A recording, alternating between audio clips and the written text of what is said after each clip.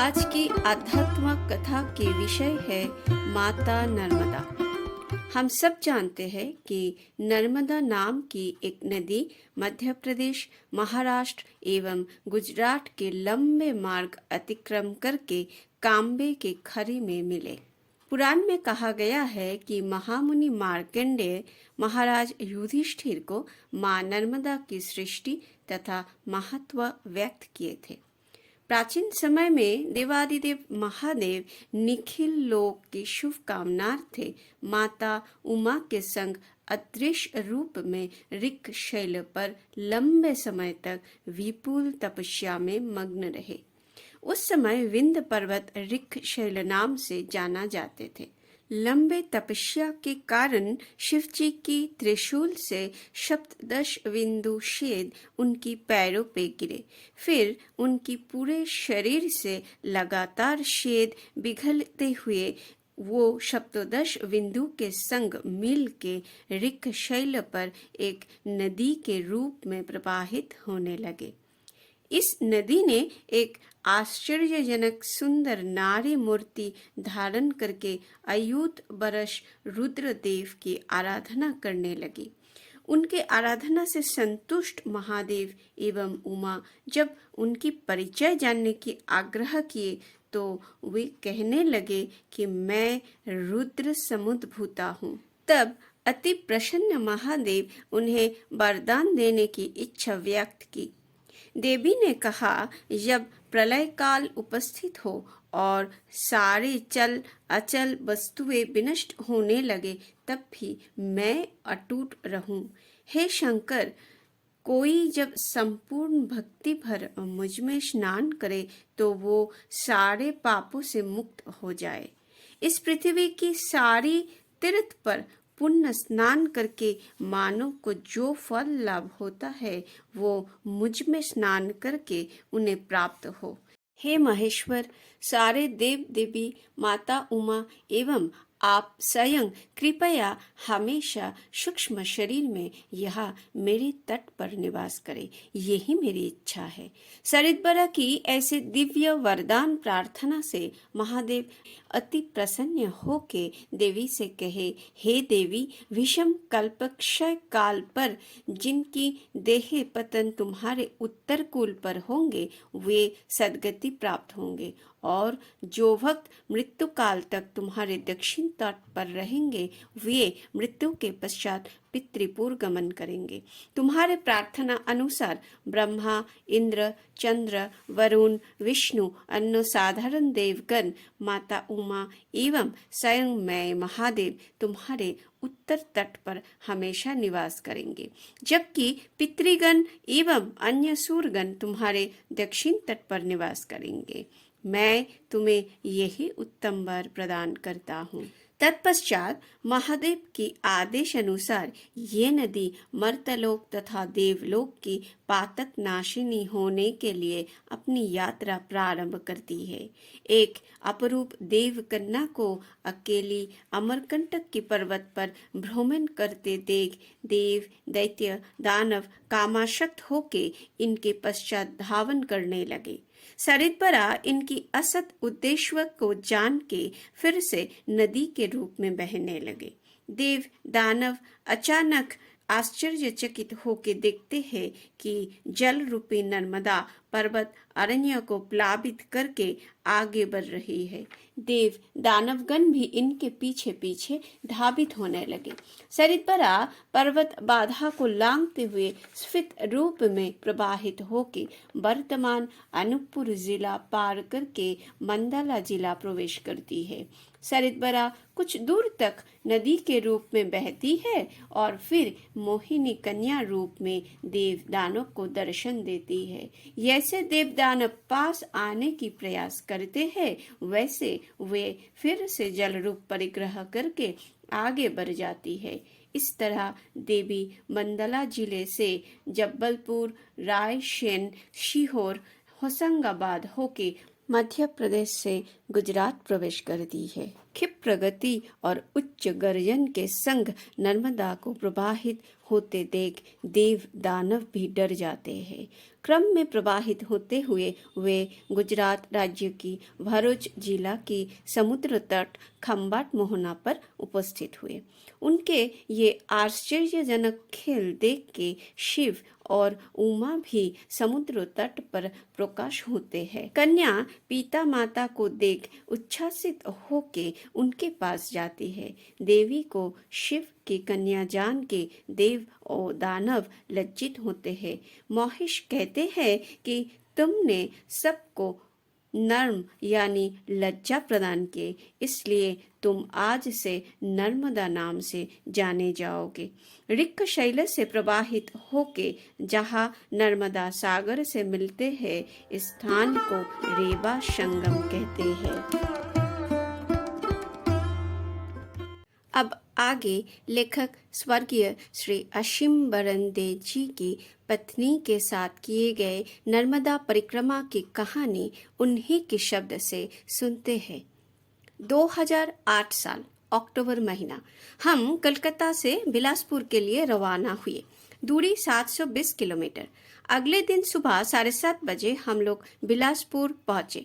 बिलासपुर से local train पकड़ के भी 3 घंटे में पेंड्रा स्टेशन पहुंच सकते हैं, जहां से अमरकंटक बस 1 ही घंटे की दूरी पर है। मेरे लिए गाड़ी बिलासपुर स्टेशन पर प्रतीक्षा कर रहा था। गाड़ी के मालिक राजेश पिटानिया खुद ही हमें परिक्रमा पर ले जाएंगे। मैं एवं मेरी पत्नी दोनों की उम्र एवं शारीरिक क्षमता और यह लंबा सफर को ध्यान में रखते हुए राजेश ने नान बाबू को सहायक के रूप में साथ ले आया था। बिलासपुर से अमरकंटक 230 किलोमीटर।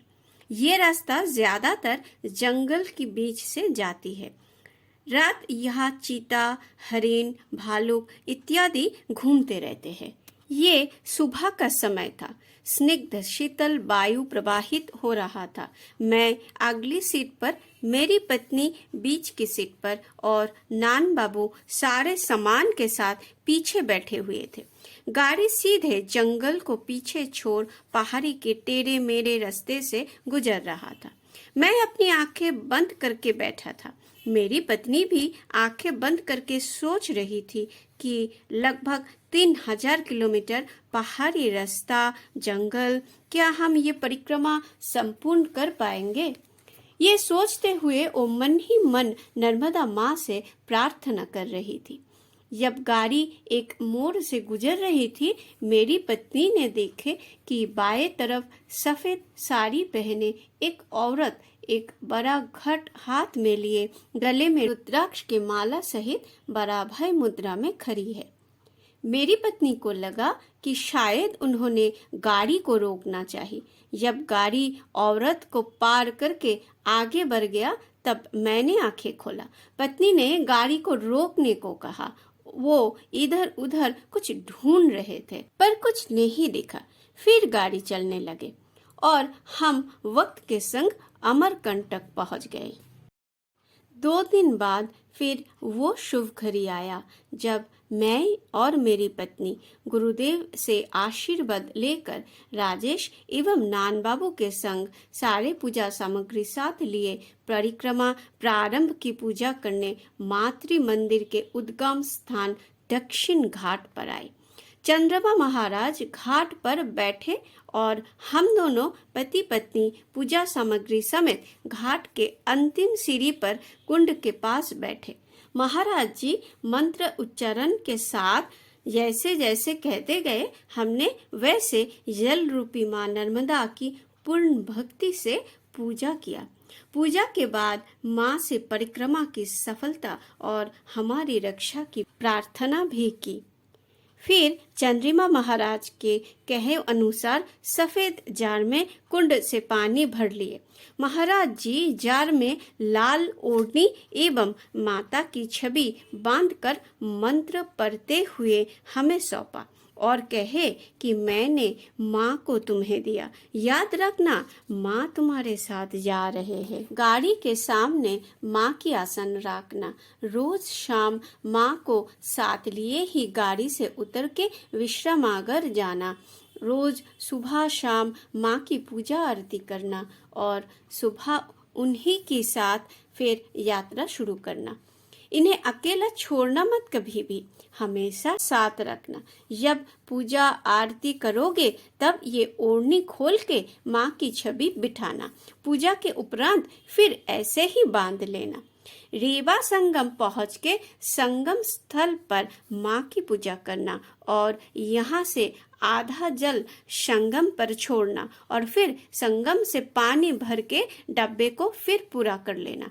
दक्षिण तट से जाके रेवा संगम पार होके तुम लोग उत्तर तट से वापस आओगे। यहाँ अमरकंटक पहुँच के पहले माइकी बगिया जाना। फिर यहाँ मातृ मंदिर में मैं तुम्हारा परिक्रमा समाप्ति की पूजा करवाऊंगा। रेवा संगम को छोड़ के पूरे परिक्रमा में कभी भी नर्मदा पार मत होना, वरना तुम्हारा परिक्रमा भंग हो जाएगा। अब पहले तुम लोग कुमारी भजन करवा के खुद भी प्रसाद पालो, फिर मंदिर के दक्षिण द्वार से निकल के रवाना हो जाना। इस परिक्रमा पूर्ण होने के पश्चात तुम्हें कभी ओंकारेश्वर दोबारा जाना है और ओंकारेश्वर जी को इस जल से अभिषेक पूजा करना है, तभी तुम्हारा परिक्रमा संपूर्ण रूप से पूरा होगा। अब तुम पूरे संकल्प के साथ जाओ, तुम्हारा परिक्रमा सफल हो। माँ नर्मदा तुम्हारी रक्षा करे। तुम लोग अब उन्हीं की संतान। इसके बाद हमने पहले मिठाई से कन्या भोजन करवाए, फिर खिचड़ी प्रसाद पाकर हर नर्मदे हर ध्वनि देते हुए दक्षिण द्वार से निकल के गाड़ी में आकर बैठ गए। माँ के आसन सामने रख के हमारी यात्रा प्रारंभ हुई। गाड़ी में परिक्रमा के नियम है कि जाते समय एवं आते समय कुछ दूर वन में चल के जाना है। हम लोग एक स्थान पर गाड़ी से उतरे। विस्तृत नर्मदा सामने बह रही थी, काफी साफ पानी। बाएं ओर से एक धारा आके नर्मदा से मिले। इस जगह को कपिल संगम कहते हैं। जहाँ हम उतरे बाएं तरफ एक शिवलिंग प्रतिष्ठित है। हमने अमरकंटक से सुने हैं कि महायोगी बाबा लोकनाथ इस स्थान पर तपस्या किए। बाबा लोकनाथ जब यहाँ तपस्या करते थे, उन्होंने देखा कि रोज एक काले गाय यहाँ नर्मदा में नहाने आती है और नहाने के पश्चात वो सफेद गाय के रूप में चले जाते हैं। ये आश्चर्यमय कांड देख के बाबा लोकनाथ ध्यान में उनकी परिचय जानने की कोशिश की तो पता चला कि माँ गंगा यहाँ गाय के रूप में नर्मदा में नहाने आती है। मनुष्य गंगा में नहा के पाप मुक्त होते हैं और माँ नर्मदा में नहा के माँ गंगा उस पापों की कलिमा से मुक्ति पाती है। बाएं तरफ से जो धारा आकर नर्मदा में मिले वही गंगा की धारा है। मैं और मेरी पत्नी नान बाबू के संग संगम को पीछे छोड़ वन में प्रवेश करते हैं। जमीन पर कंकर, राहों में कांटीली झाड़ियां। नान बाबू एक पेड़ की टहनी से झाड़ी हटा के हमारे लिए रास्ता बनाते गए। हम दोनों पीछे पीछे धीरे से हर नर्मदे हर ध्वनि देते हुए आगे बढ़ने लगे। एक जगह आकर हमें रुकना पड़ा। आगे जमीन काफी ढाल है, ऊपर से पैरों के नीचे कंकर कभी भी फिसल सकते हैं। नान बाबू का हाथ पकड़ के गिरते संभलते हम आगे बढ़कर गहरी वन में प्रवेश किए। थोड़े दूर चलने के बाद नीचे रास्ता दिखाई दिया, फिर से वही कंकर वाली रास्ता। उतरते वक्त मेरी पत्नी गिर गई। उन्हें घुटने पर थोड़ी चोट आई और पसीना भी छूटने लगे। मैं और नान बाबू उन्हें नर्मदा किनारे बिठा दिए। लगभग 1.5 घंटा वन में चल के हम रास्ते तक पहुंच चुके थे। थोड़ी पानी पीकर यहाँ बैठ के ठंडे हवा में मेरी पत्नी स्वस्थ हो उठे। तब तक राजेश भी गाड़ी लेकर पहुंच गए थे। हर नर्मदे हर ध्वनि देते हुए हम लोग गाड़ी से दक्षिण तट के साथ आगे बढ़ने लगे। थोड़े ही दूरी पर बाएं तरफ आया कबीर चबूतरा, संत कबीर के तपस्थली एवं आश्रम। बाएं तरफ जंगल से गुजर के उनकी तपस्थली एवं कुंड आती है। अमरकंटक से डिंडोरी बस स्टैंड 78 किलोमीटर। हम लोग डिंडोरी से बाएं मुड़ के कुक्कुट मठ पहुंचे। मठ दर्शन के पश्चात सीढ़ी में बैठ के बाणलिंग के सामने कुछ देर इष्ट नाम जप किया। मन बहुत आनंदित हुए। डिंडोरी से महाराजपुर जाया जा सकता है, पर परिक्रमा करी उस रास्ते नहीं जा सकते। आगे बरगी डैम आएंगे, इसलिए कुक्कुट मठ से बिछिया होकर ही सहस्त्रधारा जाना पड़ेगा। हम लोग कुक्कुट मठ से 20 किलोमीटर चल के सामनापुर पहुंचे। ये रास्ता बेहतर था। सामनापुर से बिछिया गांव के रास्ते से 57 किलोमीटर चल के हर नर्मदे हर ध्वनि के संग जब हम बिछिया बस स्टैंड पहुंचे तब रात हो गया था। हम सब बहुत थक चुके थे। बिछिया बस स्टैंड के पीछे एक मकान में कुछ घर रहने को दी जाती है। मैं मकान मालिक के साथ बात किया। उनके माँ ने हमें कहा कि ऊपर हॉल रूम बिल्कुल खाली है, साथ टॉयलेट भी है, साफ करवाया हुआ है, आप वहाँ रह सकते हैं। मैं गद्दा बिछा देती हूँ, आपकी गाड़ी यहाँ घर के सामने रह सकते हैं। राजेश ने कहा यही बेहतर होगा, हम दोनों गाड़ी में सो जाएंगे। मन बना के मैं पत्नी को साथ लेकर माँ की आसन के साथ ऊपर अपने कमरे में चले गए। राजेश ने कहा सामने होटल है, आप लोग कहो तो कुछ खाने को ला दूं आपके लिए। चंद्रमा महाराज बताए थे कि परिक्रमा एक तपस्या होती है, शुद्ध खाना ही भोजन कर सकते हैं। होटल के खाना शायद उतना शुद्ध नहीं होगा। ये सोच के हमने राजेश को माना कर दिए। हाथ मुंह धोकर पहले हमने माँ की पूजा आरती किया, उन्हें एक फल अर्पण किया, फिर रेबा नाम जपने लगे। दिन भर की थकान माँ की पूजा आरती जप करके कम महसूस करने लगे। माँ को अर्पित फल और कुछ मिठाई वगैरह खा के हम भी सो गए।